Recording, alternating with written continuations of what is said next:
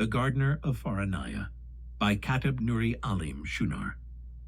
Once upon a time, deep in the sacred folds of the Futa Jalan Highlands, near what is now Sierra Leone, there lived a Fula man named Jalimadi. He was tall, lean, and known for his hands that healed the earth. The people of his village, Faranaya, called him the gardener who prayed. He had a dream: to cultivate enough land to grow a harvest that would feed not just his people, but also the neighboring tribes, the Mende and Temne, with whom old rivalries had carved wounds of silence. Jalimadi lived simply. His round hut was thatched with palm fronds and sat near a stream that whispered songs of the ancestors. His mother had once told him, "When a man plants with love, the land sings back to him." And so, every morning he anointed the soil with palm oil and prayers. He danced barefoot across his garden beds, singing old Fula songs, his face painted with tribal markings, white kaolin to honor peace and brown ochre for strength. But his dream required land more than the patch he inherited. The council of elders, wrapped in woven indigo robes, warned him, "These are treacherous times. Do not trust the smiles of hungry men." Yet he pleaded with them, invoking the names of long-departed heroes and quoting proverbs, "Ko dum judi, ayidi, anodi." If it is planted, you must water it and watch it grow. He was granted the land on one condition: unify the 3 villages through his harvest. And so began his journey, thrilling, arduous, and sacred. He visited each village bearing gifts of dried smoked fish, kola nuts, and cassava bread.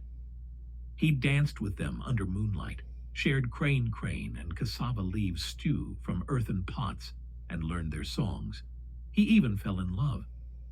Her name was Nyari, a Mende woman with laughter like rain on tin roofs and strength like baobab roots. She taught him the ways of her people, the meaning of their face tattoos, the rituals behind their ankle bells, and how to cook groundnut soup thick enough to coat rice like silk. But not everyone rejoiced. Malik, the son of Faranaya's chief and a warrior trained in bush and blood, saw Jalimadi's rise as an insult. "A gardener cannot lead men," he sneered. Quietly, he began to sow discord. He bribed the council, poisoned the water used for irrigation, and spread rumors that Jalimadi was conspiring with the Temne to seize Fula lands.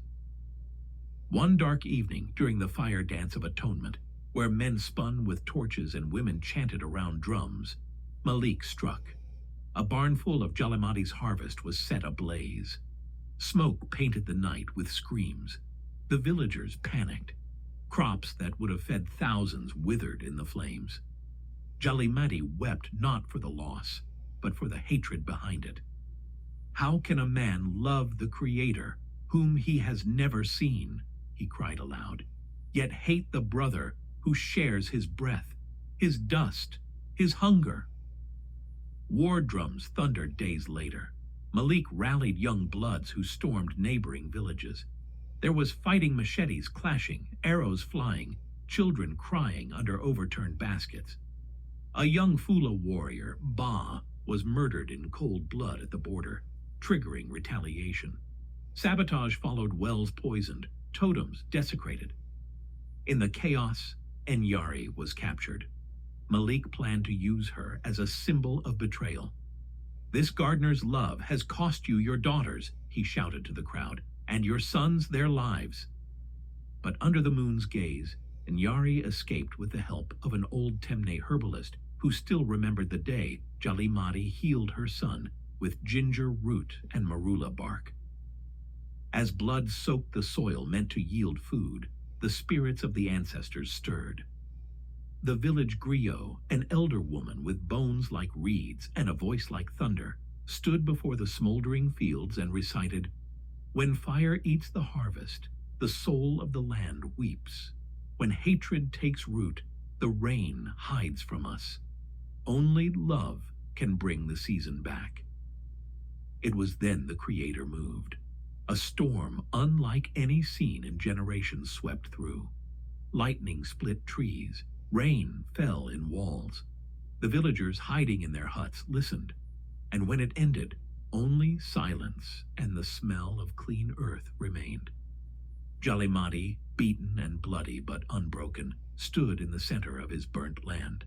He knelt, he prayed, he wept. Weeks passed. Shoots of green poked through the ash.